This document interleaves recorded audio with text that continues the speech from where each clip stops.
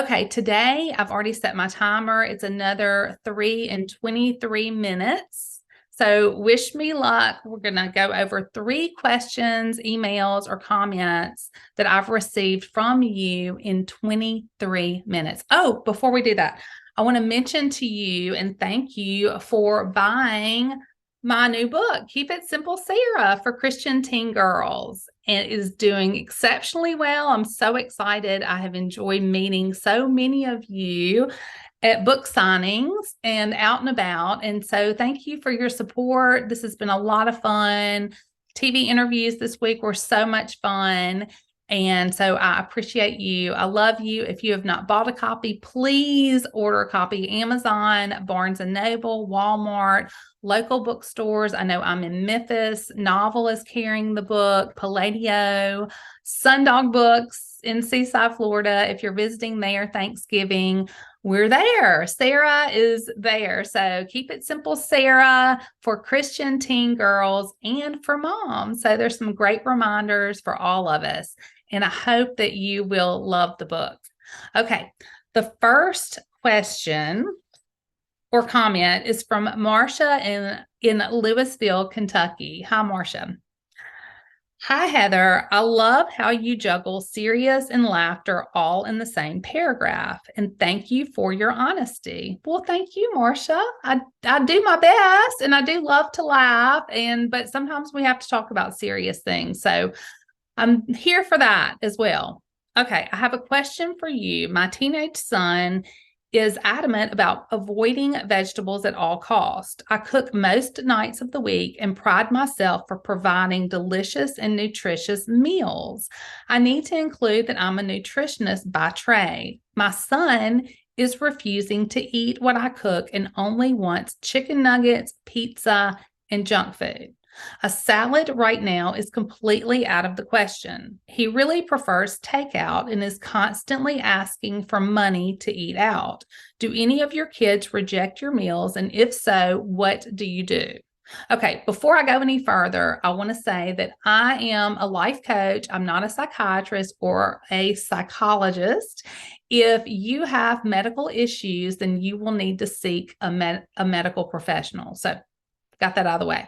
This is my opinion. This is what I do. This is what I coach moms to do. So that's what I'm sharing with you now. Okay, Marcia, first of all, this is not a bed and breakfast. Okay, that's what your home is, not a bed and breakfast. And for us, we cook one meal. And what we do is everyone eats that meal. We don't offer, something separate. If little Johnny only eats cheese pizza, sorry, you're going to be hungry because if you don't eat all this, the rest of the foods, because we provide a nutritious meal like you do, Marcia, and we expect you to eat what we have and what we've cooked because we need nutritious foods to be healthy and to grow. And so you know all this. You're a nutritionist, your family, they are so fortunate to have you, Marcia. Your son will look back. He's going to thank you for all these wonderful meals that you've provided. I promise he will. And I would not provide money for food to go pick up. Now we will, occasionally we'll pick something up, but if you're cooking, I would not give him money to go and get a cheeseburger. No, ma'am, I would not do that. Okay. So that is how I feel about this. And we started early on when they were teeny tiny. We just put whatever food we put out, that's what they were expected to eat. And now they all eat pretty healthy now, just because there's never been an option. We don't cook special things for different children. We just don't do that. So that's how we handle it. One meal, everybody eats the same thing. And I try to make sure it's something that's especially nutritious and healthy and will help them grow. And it's like I tell them in the mornings, breakfast, you've got to have something in your tummy, because if you don't, it's like starting your car, your engine, on empty with no gasoline in it. We have to have gasoline and good fuel to grow and learn and to be active and productive. So good for you, Marcia. Keep cooking. Okay, the second question is, we look at our time, okay, is from Laura. or comment. Let's see. I'm Laura, and I have lived in Minnesota my entire life. It's fun to me and always a surprise when you mention your BFFs in Minnesota, being that you live in the South. How did this come about? Okay, so Laura, this is how it came about. We lived in a town for 19 years in Mississippi, Meridian, Mississippi, that has a Navy base. And so one of my BFFs was an instructor's wife, and she was from Minnesota. So we have stayed in touch all these years. That's probably been, I don't know, probably 15 years ago, maybe a little less that we met, but she's gone back to Minnesota and we have stayed in touch. And another friend, BFF Ruthie, they're going to laugh when they hear their names. Her husband was doing an ankle residency in Memphis, and that is how we met. He's an orthopedist. So that's the story. I love my Minnesota BFFs. And now, Laura, you are one of my Minnesota BFFs. So welcome. Okay. My concern today is over manners and the lack of in our teens. I feel like our parents expected more of us than we do our children, and I sometimes feel like I'm battling this alone. My teenage son and 2 daughters have been taught manners from the time they were born. Good for you, Laura. Good for you. I'm cheering you on. The problem is that their peers are not expected to always behave respectively, and my kids get upset and feel they are being held to a higher standard. Should I back off because I really don't want to? What are your expectations with your children? Manners for us are non-negotiable. They are non-negotiable. The way, and I've had people tell me, my children don't use nice manners with me, but they do their teachers and people outside our home, and that's what's important. Not for me. So I want the same respect that my children would give their teacher, their coach, their friend's parent. I feel that we deserve the same respect. So we don't do that. It's not like, I'm going to show respect to these people and not in my home, and to my siblings. So we're all going to have nice manners. And I feel like that manners tell a lot about how we feel about ourselves.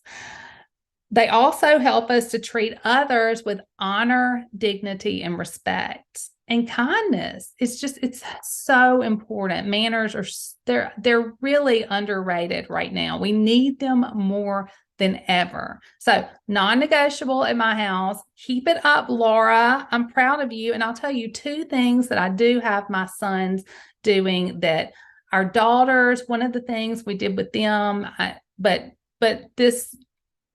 every day. We do this every day. So our oldest son is 13. I started having him say, "Thank you for the ride, Mom," when I take him to school, when I take him to practice, when I take him to a friend's. He knows before he gets out of the car to look at me and say, "Thank you for the ride." And this has built so much gratitude. I can't even tell you. I only had to tell him 2 or 3 times or remind him to say that. And now he says it, Johnny on the spot. Every time. I'm so proud of him. And I wanted to teach him this because now he's riding with his friends' parents to different places and family. And I just always want him to show gratitude, as well as our youngest son. So I'm really working on that. I'm not having to work too hard. It's just falling right into place. But I do have them say, "Thank you for the ride." And I want them to tell their friends that too when they all start driving, and give each other rides. It's just a good time to learn this. The other thing that we do in our home is before you leave the kitchen, you must say to the cook, "Thank you for dinner. I enjoyed it." I think it's so important to thank the cook. And even if they didn't enjoy the entire meal, there was something that they enjoyed about the meal. I know that because I prepared the meal. But I want them to do the same, whether they're in a restaurant, thank the person who bought the meal. I thank waitresses and servers. I'll say, "Thank you so much. I really enjoyed it." Or the chef. If I can thank the chef, I will, because gratitude, it does something for us on the inside. Not only does it make the other person feel good, but it makes us feel good when we show gratitude. It makes us feel even better about our own lives. So that's what I'm trying to instill in them, is to be gracious and show gratitude always. So those are the 2 things that are non-negotiable every day. Thank you for the ride. Thank you for dinner. I enjoyed it. 2 non-negotiables. Okay. Ashley in Baton Rouge, Louisiana. Heather, let's see how much time we have. Okay, we're good. Hello, Heather. I'm feeling so much shame and guilt as I type this. We picked up our son from rehab just last week, and I'm feeling like a failure as a parent. I'm embarrassed and also worried that people will find out and not want to associate with my family. My son has always been an exceptional child. He just got hooked up with the wrong crowd. I feel like I'm hiding, and I don't like this at all. I also worry that he will relapse and will have to start from day 1, or worse, he could die. How do I get past this? Okay, Ashley. All right, now, this is what I want to say to you, Ashley. Listen to me. Hear me when I say this. You have given your son all the tools. What he chooses to do with those tools is up to him. And his choices are no reflection on you, because you've already said that he is an exceptional child. And he was taught to be an exceptional child. And guess who taught him that? His mother and his father. Y'all have taught him to be an exceptional child. So these are choices that he made. Now, you provided him with rehab, which I applaud you for this. You didn't hide from that. You faced it head on, and you made some hard decisions. And you know what, Ashley, we can do hard things. We can. And you have proven that just in the decisions that you've made for him. Now, I want you to stop hiding. Stop today. I want you to go to the grocery store, wherever you normally shop. I want you to go to church if you go to church on Sundays. I want you to do all the things that you normally do. I want you to hold your head high. You have nothing to be ashamed of and everything to be proud of. You have made all the right decisions. Now, you can't control what happens. You can't. No matter how hard you try, you can't. But you can be supportive. You can be supportive of your son and to parents around you. And I want you to hear me again when I say this. These 2 words are so important. Repeat after me. Me too.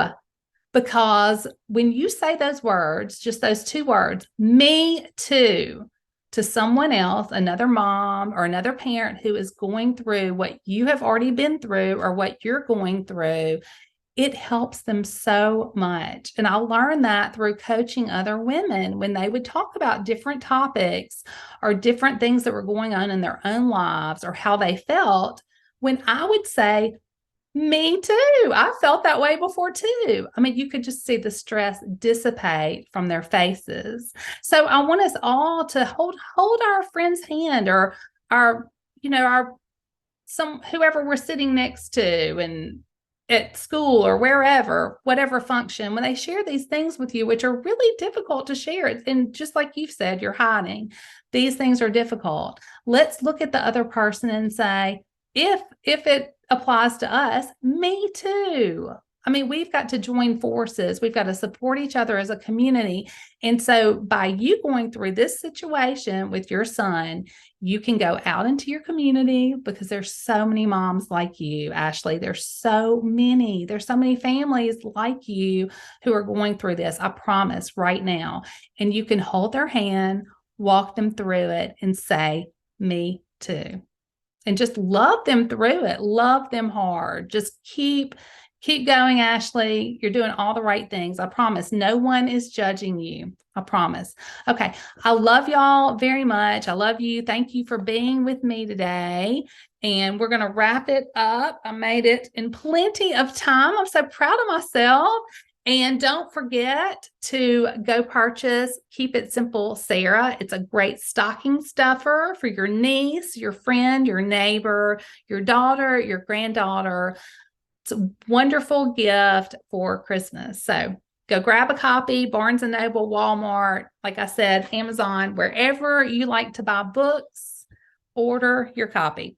Okay. I love you. I hope I get to see you out and about at a book signing or some kind of event. And I am booking speaking engagements for 2023. So you can message me, Heather, at heatherpettey.com. That's Pettey, or contact me, DM me on social media. All right. Have a great rest of your week.